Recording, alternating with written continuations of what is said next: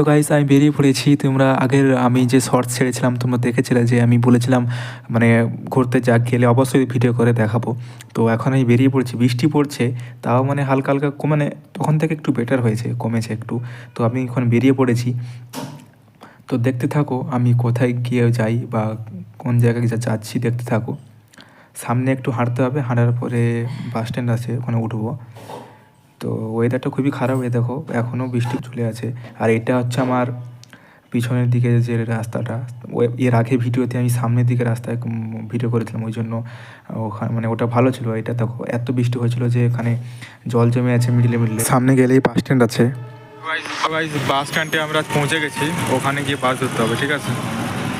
এটা হচ্ছে bus stand, ওখানে ওখানে গিয়ে বাস ধরবো, ঠিক আছে?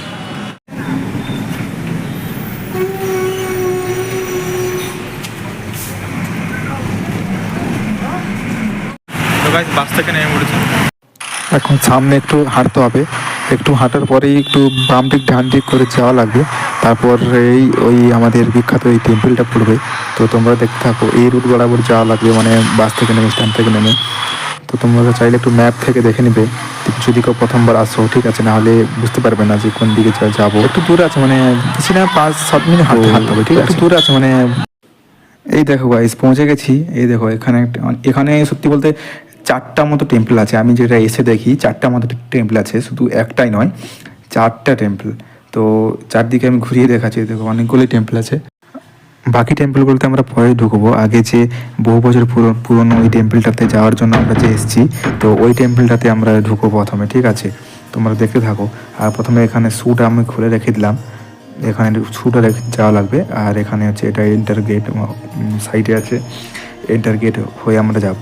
এটা এরকম সিঁড়ি দিয়ে যাওয়া লাগে, মানে এই যে সামনেটা একটু ডেকোরেট করেছে, মানে একটু চেঞ্জেস করেছে। নাহলে দেখো এই মন্দিরটা খুবই ছোট, যেমনভাবে খুঁড়ে পেয়েছিল বহু বছর আগে, যেমন খুঁড়ে পেয়েছে 400 বছর আগে এটা খুঁড়ে পেয়েছে। আর এটা টোটাল পুরনো হচ্ছে 7,000 বছর, ঠিক আছে? টোটাল পুরনো এজ হচ্ছে 7,000 বছর আগে থেকে এই টেম্পলটা। আর খুঁড়ে পাওয়া হয়েছে 4,000 বছর, 400 বছর আগে। তো এটা খুবই মানে এখানে যারা যারা আছে সবাই মানে কারো না কারো কিছু পূর্ণ হয়। এটা একটা সাইডে হচ্ছে একটা কুয়ার মতো, ভালো করে তাও দেখাতে পারিনি, এটা বেশ কুয়ার মতো, এখানেও মানে ভগবান থাকেন এরকম। এই দেখো এটা এন্টার করেছি আমি, দেখো এই যে নন্দীর মুখ থেকে জল পড়ছে, সবটা আমি বলছি কীরকম কী ব্যাপার। এখানে আসার জন্য খুবই আমার অনেক ছিল।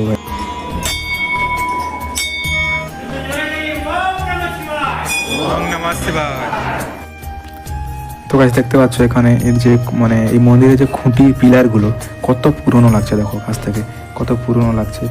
মানে আপনারা এলে এখানে বুঝতে পারবেন যে মন্দিরটা কত পুরনো, বলারই দরকার নেই। সত্যি এখানে কিছুই চেঞ্জেস করেনি, ঠিক আছে? শুধু জাস্ট সামনে একটু ওই যে নন্দীর পিছনটায় যে ব্যাকগ্রাউন্ডটা একটু চেঞ্জেস করেছে, সামনে একটু করেছে, বাস। আর কিছুই করেনি একটু রং টং করে। কিন্তু আছে না যে অন্যান্য টেম্পল যেমন কোনো রকম কিছু স্থাপন করলে ভালো রকম অনেক বড় করে, অনেক অনেক টাইপের ডিজাইন করে, ওই করে এই করে। তো কিন্তু এখানে কোনো কিছু চেঞ্জেস নেই, শুধু জাস্ট মানে নর্মালি যেরকমভাবে করা দরকার ওরকমভাবেই করা হয়েছে, কালার দিয়েছে করেছে, ঠিক আছে? আর এটা আছে মিডিলে এই কুয়া টাইপের, মানে এটা এখানে তোমার মাছ থাকে আর কচ্ছপ থাকে, ঠিক আছে? ভালো করে দেখবে, কচ্ছপ থাকে ওখানে। কচ্ছপের গায়ে নাকি ছুঁয়ে ওকে প্রণাম করলে মানে কোনো সবার মনস্কামনা পূর্ণ হয়, ঠিক আছে? তো আমি এখন সাইডের দিকে যাচ্ছি, ওখানে নিচ দিয়ে যাওয়া লাগে, নিচ দিয়ে ওখানে এই যে দেখতে পাচ্ছ নিচ দিয়ে সবাই যাচ্ছে ওখানে প্রণাম করতে, ওখানে ভগবানের আশীর্বাদ নিতেন। তো এই সাইড দিয়ে আছে, এখানেও একটা ভগবান, এখানে গণেশ ঠাকুর আছেন, কোনো সাই নামা, সবাই প্রণাম করে নাও। এই দেখো কত মাছ, এখানে কচ্ছপ, দেখো কচ্ছপ আছে, কচ্ছপ। এখানে কচ্ছপগুলো খুবই কী বলবো, ছোটো ছোটো জায়গায়। কচ্ছপের গায়ে ছুঁয়ে প্রণাম মানে করলে খুবই ভালো নাকি।